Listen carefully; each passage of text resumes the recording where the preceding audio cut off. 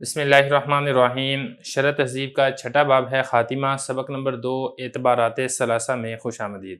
دیکھیے جو دوسرا سبق ہے اعتبارات ثلاثہ، اصل میں یہ پہلا سبق ہی ہے جو ہم نے پہلا سبق پڑھا تھا نا، کلی منطقی، کلی طبی اور کلی عقلی، اسی کے بارے میں بات چل رہی تھی۔ وہ سبق تھوڑا لمبا ہو گیا تھا اس لیے اس کو وہاں پہ بریک لگا دی تھی۔ یہ تھوڑی سی عبارت رہتی تھی شرح کی یہاں سے، وقضا انواع الخمسہ، اس میں سے کچھ عبارت میں نے پڑھ دی تھی، ترجمہ بھی کر دیا تھا، لیکن میں ساری کی ساری عبارت پڑھ دیتا ہوں، ترجمہ کر دیتا ہوں، پھر اس کی جو تھوڑا سا مطلب بنتا ہے وہ میں آپ کے سامنے واضح کر دوں گا۔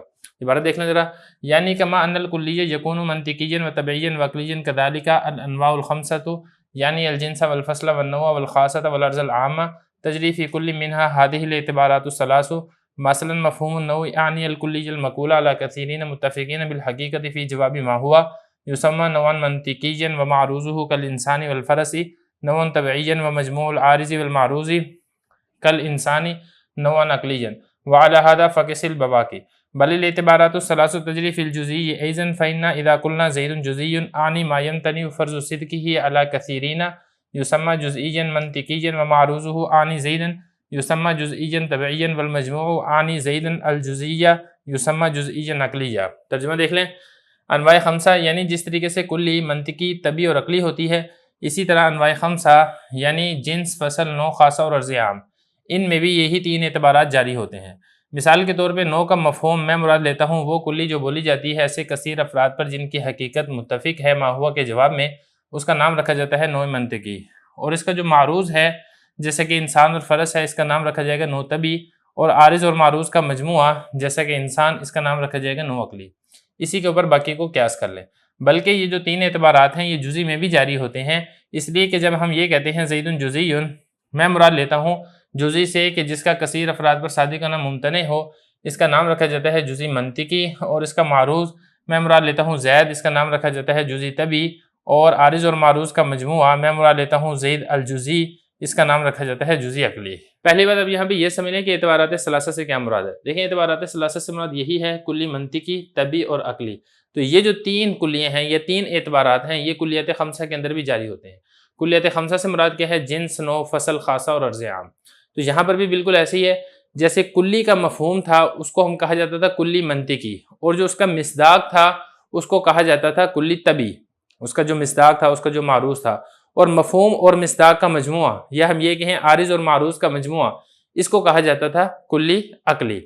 بالکل ایسے ہی جنس، نوع، فصل، خاصہ اور عرض عام میں بھی یہی ہوگا۔ دیکھیں جو جنس کا مفہوم ہے اس کو کہا جائے گا جنس منطقی، اور جو جنس کا مصداق ہے اس کو کہا جائے گا جنس طبی، اور مفہوم اور مصداق کا مجموعہ اس کو کہا جائے گا جنس عقلی۔ اسی طرح نوع میں بھی ہے، نوع یعنی وہ کلی، ایک جو اس کا مفہوم ہے اس کو کہا جائے گا نوع منطقی، اور جو اس کا مصداق ہے اس کو کہا جائے گا نوع طبی، اور مفہوم اور مصداق کا جو مجموعہ ہے اس کو کہا جائے گا نوع عقلی۔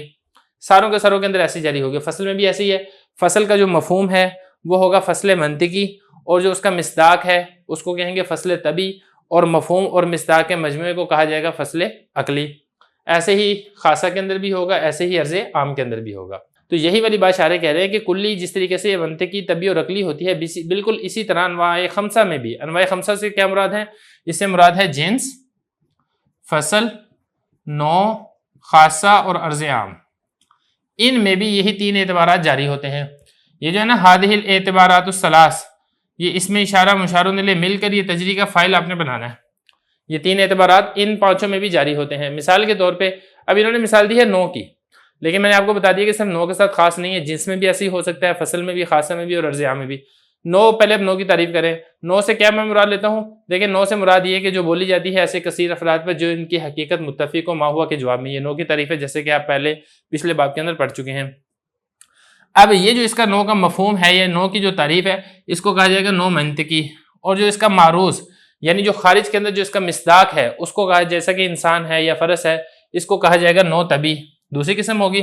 اور عارض اور معروض کا مجموعہ، عارض سے مراد کیا ہے؟ جو اس کا مفہوم ہے، جو اس کی تعریف ہے، یہ ہے عارض، اور معروض سے مراد کیا ہے؟ مصداق۔ ان دونوں کا جو مجموعہ ہے جیسا کہ انسان، اس کو کہا جائے گا نوع عقلی۔ وعلی ھذا فقس البواقی، اسی کے اوپر آپ باقی کو بھی قیاس کر لیں، جنس کو بھی آپ اسی کے اوپر قیاس کر لیں، فصل کو بھی آپ اسی کے اوپر قیاس کر لیں، خاصہ کو بھی، عرض عام کو بھی، ساروں کی مثالیں آپ پڑھ چکے ہیں۔ تو جو تعریف ہوگی یا آپ کہیں کہ جو مفہوم ہوگا اس کو آپ کہیں گے منطقی، اور جو مصداق ہوگا اس کو آپ کہیں گے طبی، اور مفہوم اور مصداق کا جو مجموعہ ہے اس کو عقلی کہا جائے گا۔ آگے فرما رہے ہیں کہ جو 3 اعتبارات ہیں یعنی منطقی ہونا، طبی ہونا اور عقلی ہونا، یہ صرف کلی کے ساتھ خاص نہیں ہے بلکہ جزئی کے اوپر بھی بولے جا سکتے ہیں۔ جو جزئی کا مفہوم ہے یعنی جو جزئی کی تعریف آپ پڑھ چکے ہیں کہ جس کا کثیر افراد پر صادقانہ ممتنع ہو، پھر جزئی کی قسمیں بھی آپ نے پڑھ لی تھی۔ یہ جو اس کی تعریف ہے، یہ جو اس کا مفہوم ہے، اس کو کہا جائے گا جزء منطقی، اور جو خارج کے اندر اس کا مصداق پایا جاتا ہے اس کو کہا جائے گا جزء طبی، اور مفہوم اور مصداق کا جو مجموعہ ہے اس کو کہا جائے گا جزء عقلی۔ دیکھیں ذرا، یہ فرما رہے ہیں کہ جو تینوں اعتبارات ہیں، تینوں اعتبارات یہ جزئی میں بھی جاری ہوتے ہیں۔ جب ہم یہ کہتے ہیں نا کہ زید جزئی، تو میں مراد کر لیتا ہوں جزئی سے ما یمتنع فرض صدقہ لا کثیرین، جس کا کثیر افراد پر صادقانہ ممتنع ہو، جو آپ پڑھ چکے ہیں جزئی کی تعریف۔ اس کو کہا جائے گا جزء منطقی، جو مفہوم ہوتا ہے، جو تعریف ہوتی ہے وہ منطقی ہوتی ہے۔ اور معروض سے مراد کیا ہے؟ جو خارج کے اندر اس کا مصداق پایا جاتا ہے، یعنی میں مراد لیتا ہوں زید، اس کا نام رکھا جائے گا جزء طبی۔